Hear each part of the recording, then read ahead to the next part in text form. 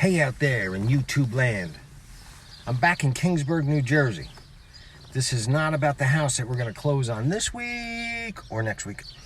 It's about another piece of property. Caught my eye. 3 units. It's 2 residential units, apartments, and then 1 commercial deli/mart. Let me show you what I'm talking about. That's it right there. So you got a deli downstairs, a 3-bedroom upstairs, and a 1-bedroom in the back. This is the church that's across the street. Church/school. This is the road that it's on. For the deli, it's not bad. Double yellow, quite a bit of foot traffic. I want to come out and take a look at this piece of property because it's in a flood zone.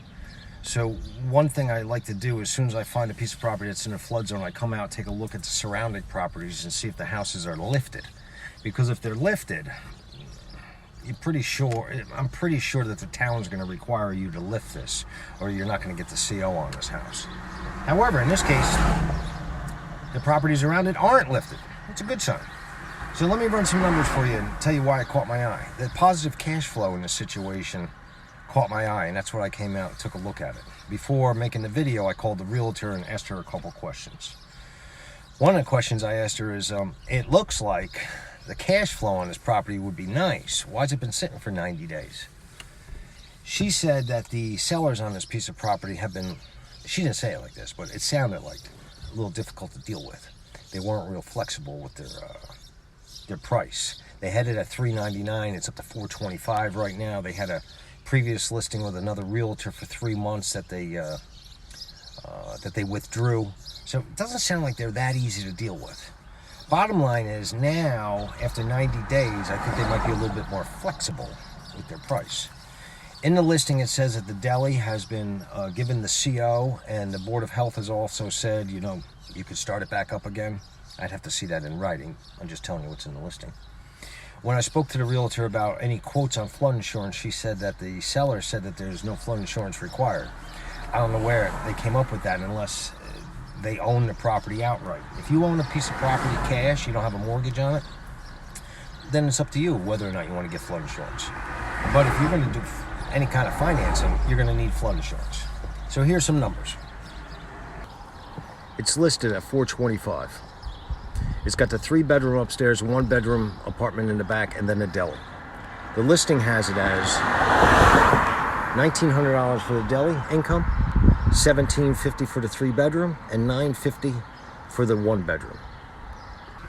So we're coming up with about $4,600 a month in rent. And again, I'm going to verify this. If I was going to buy this piece of property, I'm going to verify this with financials from the owners, because I don't know how long this has been vacant. Those rents sound like they're in line, but I'd like to see it. So $4,600 a month coming in income on this piece of property. Here's the numbers I ran. I ran an 80% loan to value, so you'd have to come up with $85,000 to purchase this property.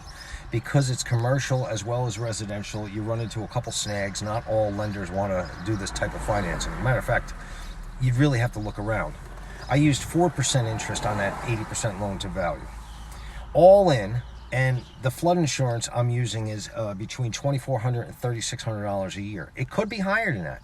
It could be one of the reasons why this thing is still sitting on the market. Maybe you can't get flood insurance on this.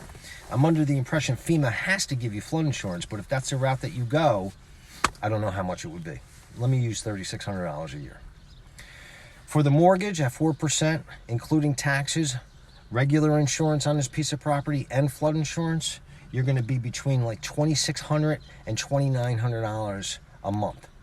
That's between like $1,600 and $2,000 a month positive cash flow. That's not chicken scratch. That's good. So it almost feels like it's too good to be true, like I'm missing something. So I think I'm either missing the fact that only FEMA is going to give flood insurance and it's going to be like $7,000 a year, or the town has something that their seller's not disclosing that's wrong with this piece of property. I don't know, but it almost sounds too good to be true for a piece of property to be on the market for 90 days with that kind of cash flow. You guys let me know if you're interested.